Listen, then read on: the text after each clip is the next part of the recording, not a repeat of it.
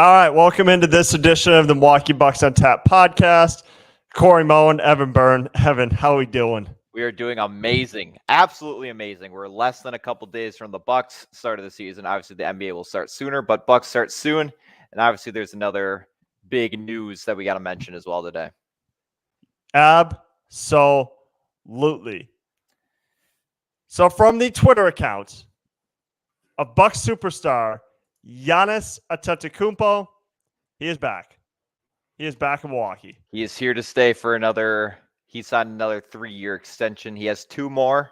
He has 2 already, and then a 3 additional from the extension. Tweeted it out about 40 minutes ago, just under. Yep. So, in case you guys missed it, in case you're living under a rock, it is a 3-year, $186 million extension. Which is nuts. That's like $62 million a year, I think the math comes out to.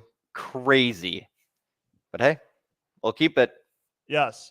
So, and once again, if you go back, okay, again, if you're living under a rock, Giannis said, I believe it was back in early September, that, and this was all before the Damian Lillard stuff unfolded, that, hey, I'm probably not going to sign an extension this year. It doesn't make sense to. I will look at it next season, and I'm going to see if the team still wants to remain in a competitive window. I don't think John Horst particularly was like I think he liked those comments, but at the same time, I think he knew he was under a microscope. Yeah. As a famous umpire put it, his ass was in the jackpot. So, hey, I got to make a move. Like, I got to make sure Giannis stays in Milwaukee. Okay, I don't want to be like Damian Lillard, where where Damian Lillard was with the Blazers, where we wasted half his career. Yep. I need to make a move to make sure Giannis stays in Milwaukee for the entirety of his career. Yeah, we don't want to slowly push our superstar out of here. Do whatever it can to keep this guy. And so late September, I think, honestly, it was a late deal. You never see a deal being made like weeks. Like, I guess the only thing you can really compare it to is when James Harden got traded to the Rockets like a week before the season started. Like, I think that's the only comparison here. But that John Horst swung one of the biggest trades of all time, netting Damian Lillard. And I think that's what made Giannis was like, okay, all right, they got me another star. This team is serious about winning. So I'm glad he's staying in Milwaukee long term. Okay, I'm glad he's sticking it to those idiots and morons over that ESPN, specifically Brian Windhorst, who's hoping and praying that Giannis leaves Milwaukee. But unfortunately, he never was going to. No, and it's so funny that that's the fodder every year for ESPN. Every time Giannis is up, oh, well, maybe he could go to the Knicks. The Lakers are going to be interested. Yeah, I'm sure they'd like him. Everyone, they would like a 2-time MVP. Who wouldn't? That's why I love those stories, because they're just so stupid. Like, oh, well, watch out for the Knicks. Watch out for the Lakers. It's always those two teams, too. It's like, watch out for the Clippers. I hate seeing Giannis in fan art of like a jersey swap of Giannis in his Lakers jersey. And then the team's just saying the Lakers are on watch for the situation in Milwaukee. And it's like, yep, every year we see this, or every couple of years with the contract extension. But again, only Bucks fans know he's here to stay. What makes this part so amazing is that, like, when Wisconsin sports gets a star, right, they do everything they can to, like, build around them. Like, I never feel like Wisconsin, when they get a star, and they've had plenty of them, and they could have gone elsewhere. Like, we just don't get like how LeBron did Cleveland, where, he gets on national television and he announces that he's leaving.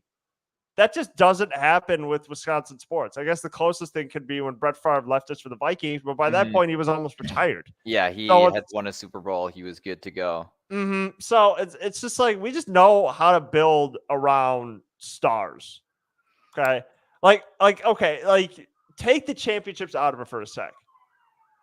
I've never felt like, okay, like I'm not even just talking about the Bucks here. I'm talking about the Packers, the Brewers. We've had stars and we've won a lot of games. Okay. I think what people need to take into account is it's very, very hard to win a championship. It is. Okay. No matter if you think you built up a good team or not, it's very, very hard to do.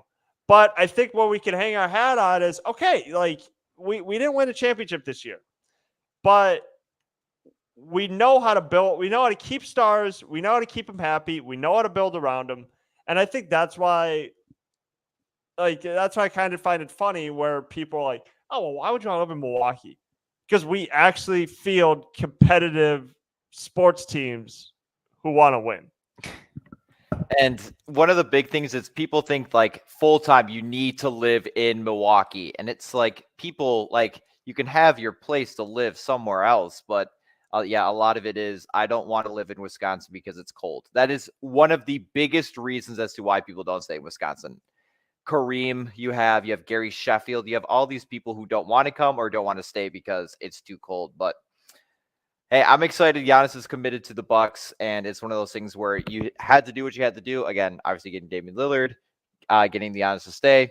I had read from Bleacher Report that it was a couple hours ago, around like noon, the deal came out stating like he has until midnight to extend it, and then obviously he tweeted out. But hey, Giannis is here. Season starts Thursday. Let's run it back. You got a whole new team. You got a whole new coach. Let's see what we can do. Exactly. But and real quick, I'd be remiss if I didn't bring this up. So obviously last week the news wasn't all positive because, and again, I wasn't going to run a whole podcast centered around this because, like, this is kind of like a good add-on topic to what we're talking about. Mm-hmm. But it was announced that Terry Stotts, Damian Lillard's former coach for Portland, and Milwaukee, the former coach of the Milwaukee Bucks from 2005 to 2007, I believe, has resigned as the assistant coach. Now, what I thought the case would be, and it actually turned out to be true, was there's probably philosophical differences. That's generally why people leave a job, like unless it's health related. But most of the time, it's probably because they don't see eye to eye with that coach, and that's what this case is. Was, the whole story goes was, everybody was huddling. And, Adrian Griffin wanted to hold the side huddle with all the coaches. And Terry Stotts broke away from that to discuss something offensively with like Giannis, Middleton, Lillard. And Adrian Griffin, called him over. And Terry Stotts waved him off, and they got a shouting match, and Terry Stotts resigned. Now, I don't know. I feel like there's got to be more to the story. But exactly what I was going to say. I'm sure that was like the tipping point of, all right, I'm done with this. But I think at the same time, I feel like a majority of people who heard the story is probably on Adrian Griffin's side. I would agree too. Because hey, he's the coach. That's his team.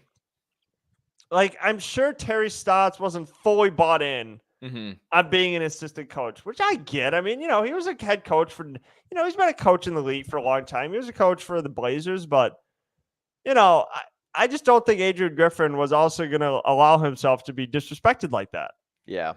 Because, hey, look, I get it. You have experience, you're a good offensive coach. Don't get me wrong, but you're not the coach of this team. And I think that's maybe was the worry was, why am I being an assistant for the first time head coach? Again, there's probably more to the story. Yeah. I don't know if that one disagreement was probably the first one they had. It's usually not how it goes. Usually it would be great if the assistant coach and the head coach were on the same page on everything like they're supposed to be. But, it was, I think it was just a classic case of an old school mixed with new school. Yeah, and when you have a guy who's strictly defense and Adrian Griffin, and then a guy who's strictly offense and Terry Stotts, they see two different views on two different, I guess, play methods. And I guess people were hoping Bucks fans were the two would complement each other. But I'm assuming, obviously, again, this is probably not their first disagreement, but this was that kind of tipping point of, all right, I don't really want to do this anymore. But it was a little weird just because it was so random. Usually there's always stuff that comes out of disagreement today in practice with Stotts and Agent Griffin. Like those usually like murmur around, not just Terry Stotts resigned. So obviously there's something else behind it, but I don't know. I'm kind of frustrating as a Bucks fan just because Terry Stotts is obviously someone who coached here, and knowing his coaching style offensively with who he has, was hoping that that could help out the offense a lot just because Adrian Griffin is very defensive focused. Not very, but has a huge mindset with defense, obviously from 2018 with locking up Giannis in the Raptors series. But it's interesting. It's weird. It's random, but it is what it is at the end of the day, and they got to kind of get over that hump. Mm-hmm. Well, look, at least nobody got knocked out. Okay. I don't want a Warriors practice situation here. So, I guess if I had to take one situation, I guess I'm glad that it was just like a coach resigning and not like, Giannis like, angry at coach, and you get something where it gets to the players, which can be, I think, the most frustrating. Like, who's the cockiest player on our team? I'm really trying to think.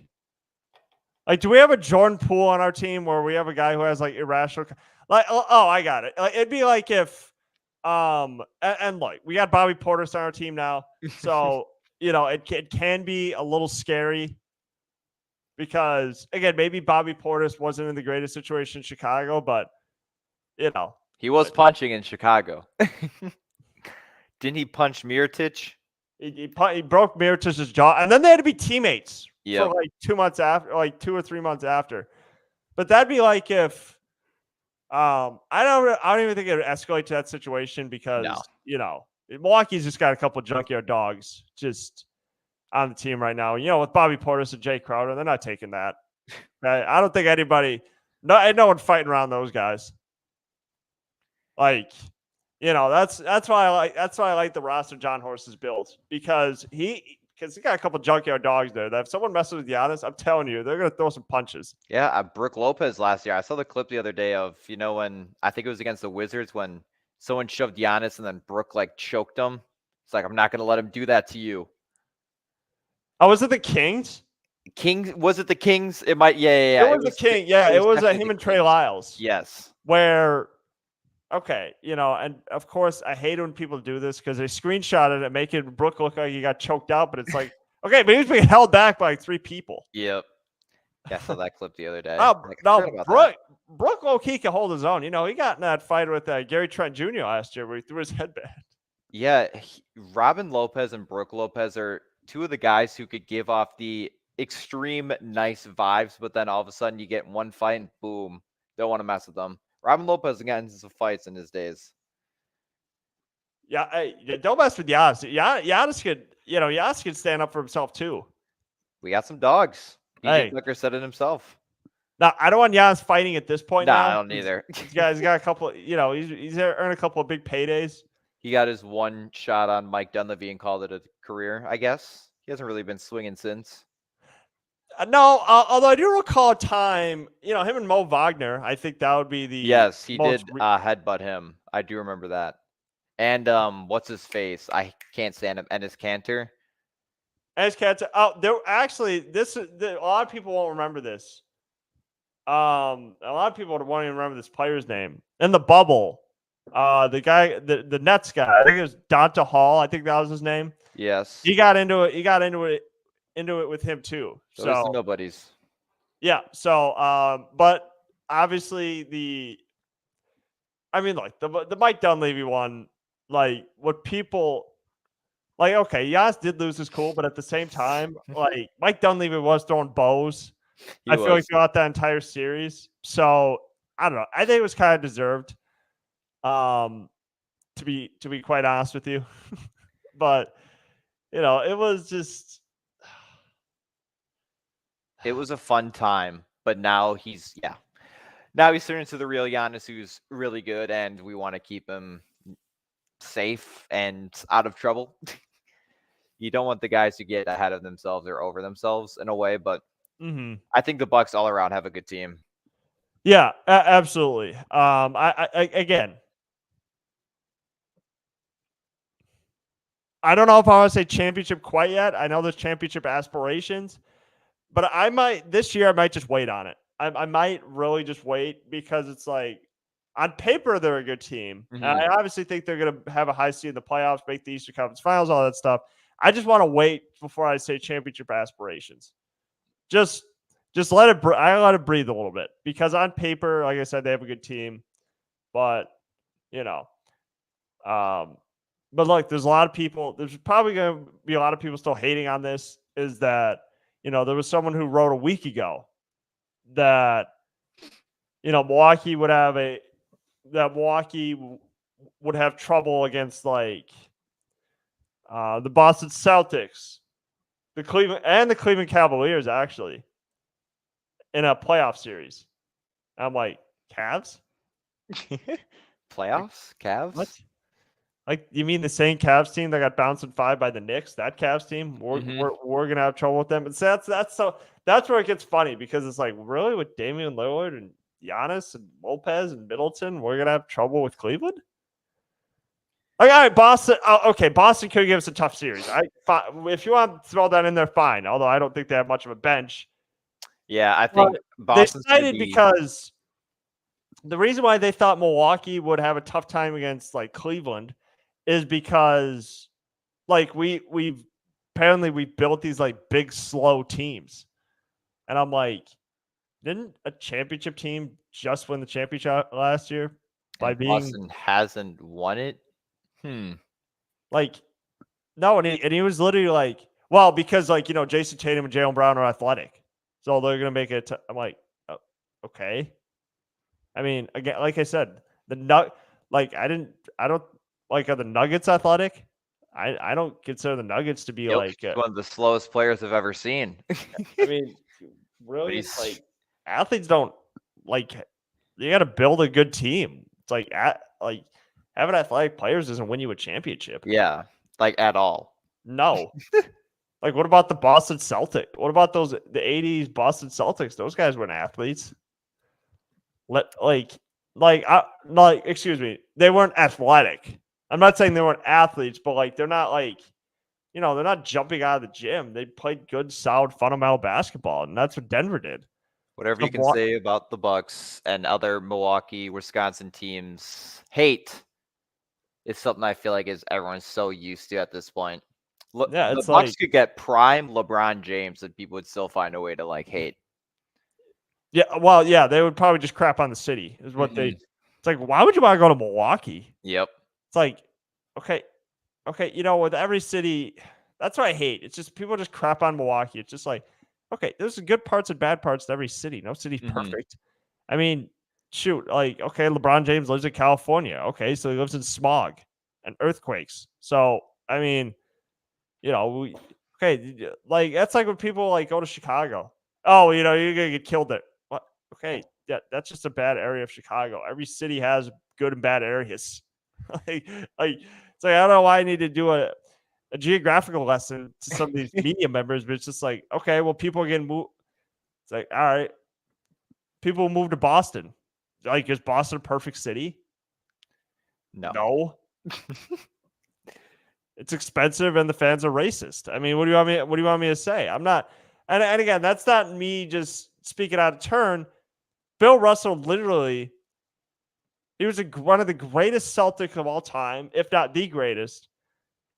And fans like broke into his house and like crapped on his stuff, literally. So, and he didn't even show up to his own jersey retirement ceremony.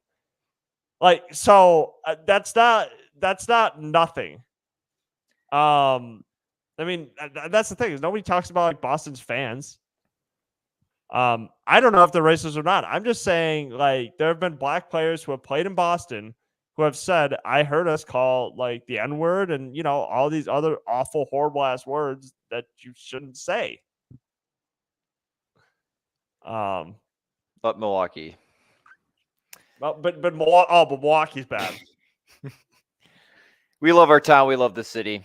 Yeah. But yeah, it's nice, I think, overall, just to kind of have that de-stress going back to Giannis. Now I don't have to worry about him potentially leaving, even though I know he won't. But it's always in the back of every Bucks fan's head of, oh, there's a chance. But again, John Horst continues to cook and get the guys that he needs. I also read yesterday, 2 days ago, I think it was yesterday, about actually something pretty interesting about Giannis with like trades and stuff that he didn't have. Like people always said, like Giannis had no say in the Lillard trade.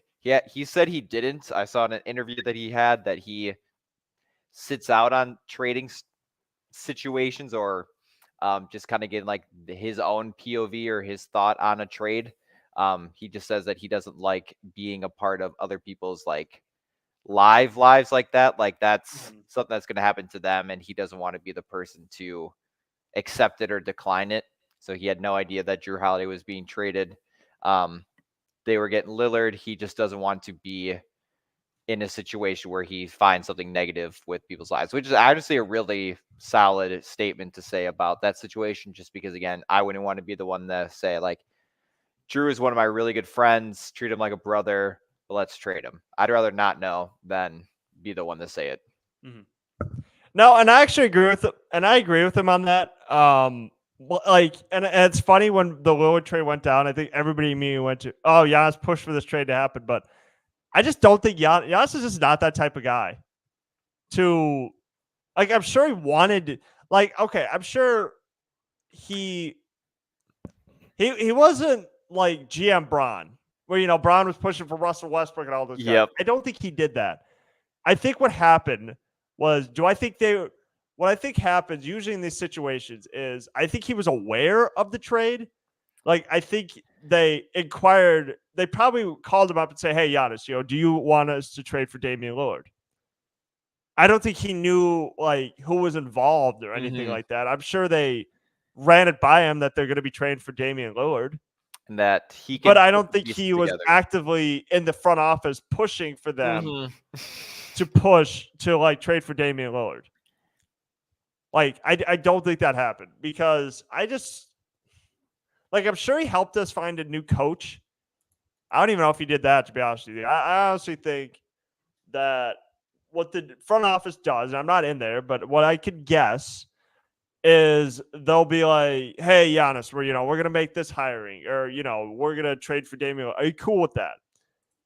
Like, I just don't think Giannis would ever be the type to like be in the front office and like, string along some deals. That's not him. Like, it's not. So it really didn't surprise me they said that. And I actually wholeheartedly believe him because, because like Drew is one of his good friends. Like, I don't think he was like, we need to compete. Let's trade Drew Holiday. I don't think he said that. Out of here. Yeah, no, he didn't say that. Like, at the end of the day, Drew did help us win a championship, and I think we're always going to be appreciative of Drew.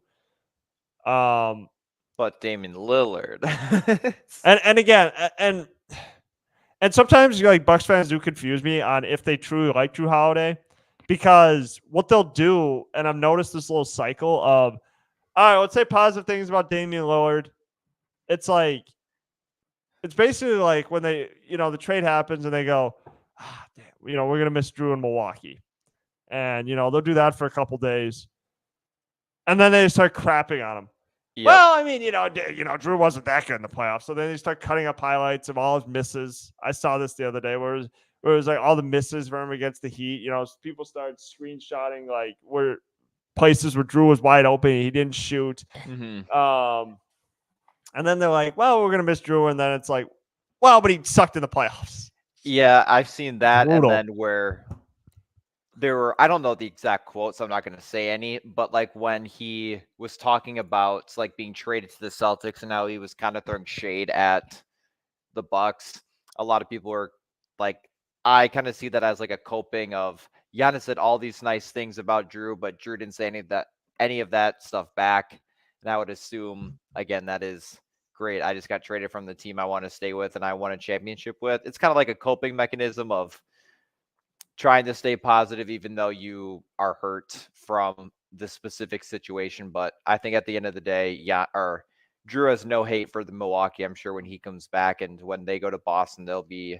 I'm 100% guarantee when Drew comes to Milwaukee for the first time, there's going to be videos played for him, recognizing him, all that kind of stuff. But I don't think there's any bad blood between the two franchises and Giannis and Drew themselves. No, because really in those situations, it really depends on how you left. Okay, I think Drew left Milwaukee in good terms. He didn't crap in the organization on the way out after he got traded. He wasn't hardening it. Don't be a Harden. We're gonna bring that up in a second. But no, he didn't. But he didn't crap on the organization on the way out. I think Drew is by all accounts, he's a solid teammate. Okay, he's a good dude, actually. I mean, the fact that he's thinking about retirement to spend more time on his foundation with his wife, and like him not playing in NBA games because when she got diagnosed with cancer. Okay, I don't even think he missed like a handful of games. I don't have the exact number off the top of my head, but I think he took a leave to be with his wife. Like, he's a good dude. He's an all-around good dude. So, it sucks he got traded to our division rivals, but at the same time, I mean, he couldn't handle that. It's not like he forced his way to Boston. Yeah. I'm sure he wanted to get traded to a contender. But in the end, I mean, at the end of the day, he helped. He was a part of another big John Horst trade. He helped us win a championship his first year there. So I'm not gonna complain about all the contributions Drew Holiday did from Milwaukee because he did a whole hell of a lot. And it just sucks. His final memory is going to be him just being torched by Jimmy Butler in the playoffs. But again, Jimmy Butler was really hard to stop in the playoffs, and he made some ridiculous ass shots. So. At the end of the day, I'm not putting that all on Drew. I'm also putting a lot of that on the defensive scheme because, I don't know. I could just going back to it for a second. I think Budenholzer obviously could have done a little more to help out Drew Holiday because, if a guy gets hot like that, he's gonna keep being hot, generally. Yeah, and it's one of those things where it is what it is. It wasn't like that was the only series that Jimmy Butler showed up. He did that the entire playoffs. So it's just unfortunate. And again, just kind of the way that he left, being traded, especially after the things that he was saying about wanting to stay in Milwaukee. Again, just unfortunate, but I feel like people forget about Drew Holiday's impact the 2021 year, especially that steal in Game 5 that in my books was when they won the finals. That last second steal is honestly a top finals play, I think, in NBA history. But again, I don't think Drew deserves any disrespect. I feel like Bucks fans should hate on him for getting clowned by Jimmy Butler, even though he did get his work in on him. But hey, he won his championship, and that's all he can thank him for. Yeah, so going to James Harden for a sec because now remind me again. I'm horrible with schedules. That's the one thing you should know about me. Thursday, right? They play him on Thursday. Yeah, the 26th. That's what I thought. Okay, so it's Thursday. Believe it's in Milwaukee. Oh, yep. I think it's Milwaukee TNT. It is. Okay. We don't know what James Harden's going to be. Okay, we don't even know if he's going to be. So from all the reports, James Harden is still away from the team. Okay. He's probably not going to be playing for the 76ers, I'll venture to say. Not that he needs any extra practice, but if you're away from the team and it's 3 days away, or if the season is 3 days away, I don't see how any possibility that Nick Nurse is going to let him play. He's made it very clear he doesn't want to play in Philadelphia anymore. He's made it very clear this offseason that he doesn't like Daryl Morey because he lied to him. Apparently, Daryl Morey promised him an extension. He never gave it to him. And now he's trying to force a trade to the Clippers. So. Yep. Just doing a quick search. It looks like this from CBS NBA. Says Harden's availability for their opener versus the Bucks is in doubt as he misses another practice. And then Nick Nurse went on, said, "I think I've been preparing for it all this week." I'm assuming he's trying to play around not having James Harden, which makes sense. Well, I mean, Jesus. Is this the second Philly started to do? Like, didn't Ben Simmons pull something similar like this, where he did want to play because he wanted to be traded. Yeah, well, he could have had a back injury too.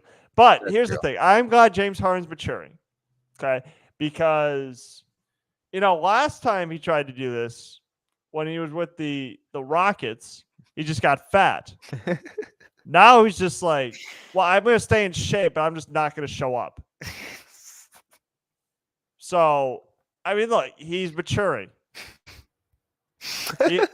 I'm just picturing that pregame picture of James Harden that went like super viral of him like looking a little bigger, and that's all I have in my head. He's doughy. No, he's looking doughy. Look, he's growing up. Okay, if you believe that. However, I think about the comments that KG and Paul Pierce have made, and they're basically like, James, you're running out of time to do. Like, you can't keep doing this. You can't keep.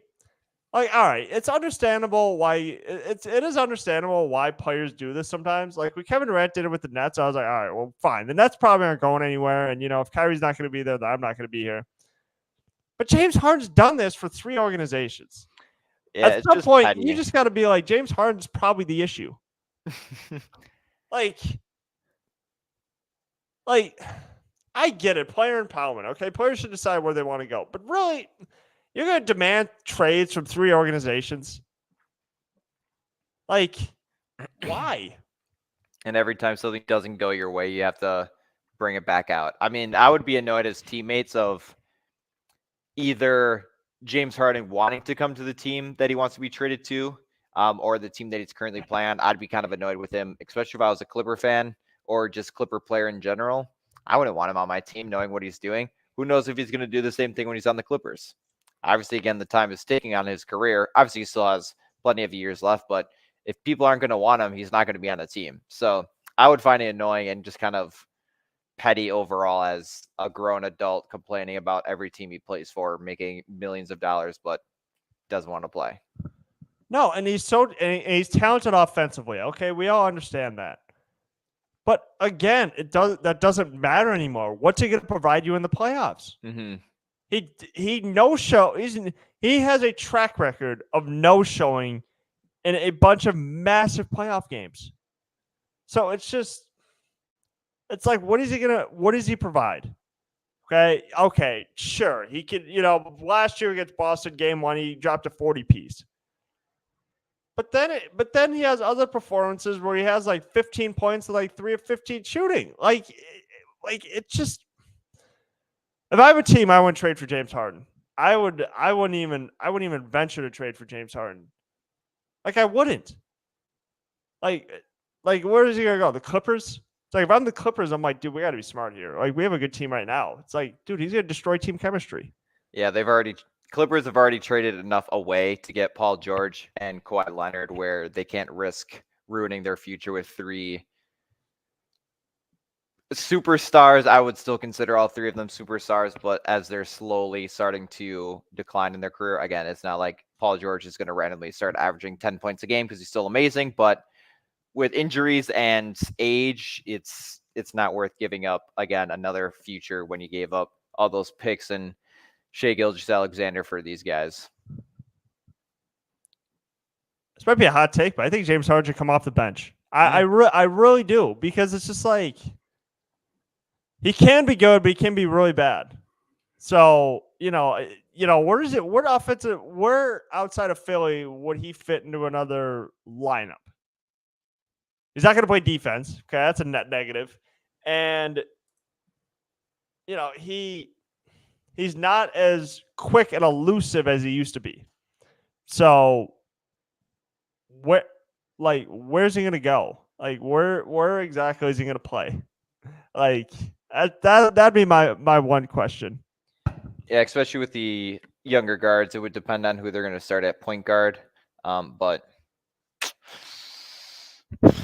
I don't even know if the trade is gonna happen or not, or when it's gonna happen. So I got a feeling he's just gonna be sitting on the, not even sitting on the bench. I just don't even think he's gonna be showing up for the first like week or two, because to get a trade off days before the NBA season starts would be a crazy pull, especially for whoever he's being traded for. Then has to go again, start all over right into the season. But I don't know. We'll see. But I'm curious on what's actually going to happen if something does happen.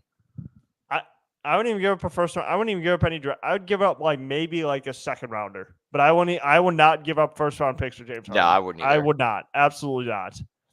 Maybe give up like a drafted stash player or something, but a first round pick, absolutely not. No, not worth it anymore. Maybe a couple years ago, but yeah, at this point, not even worth it.